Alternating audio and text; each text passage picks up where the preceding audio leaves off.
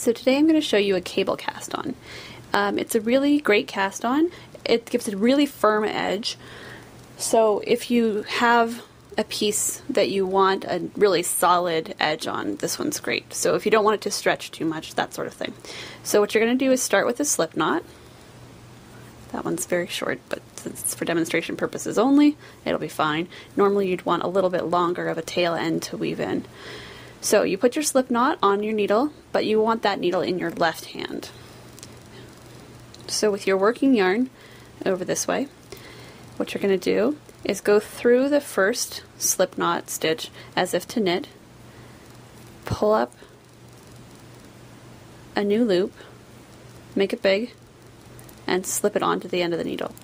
So this is very like a knitted cast on, but a little more sturdy, because what you're going to do is instead of going through this next stitch as if to knit, you're going to go between these stitches from front to back. So you've got needle touching needle between those two stitches, and when you snug up the working yarn, it keeps these needles in place. So like I can let go of it and it stays there because I've snugged it. So you're going to wrap your yarn around that bottom needle and pull up a loop between the two stitches. So there's your new loop, make it big, put it on the end of your left hand needle, slip your right hand needle between that new loop and the old loop before you snug it up. So once it's snug, you're going to wrap again and pull up a new loop between the two. So it's a bit awkward of a movement because it's very different from our normal knitting movement.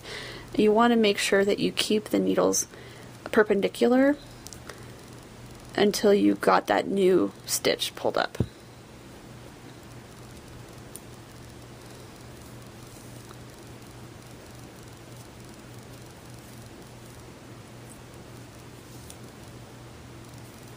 So once you get used to it, the new loop that you pull up doesn't have to get too big. You don't have to like make it this big, because you're just going to end up having to snug that back up, all that excess.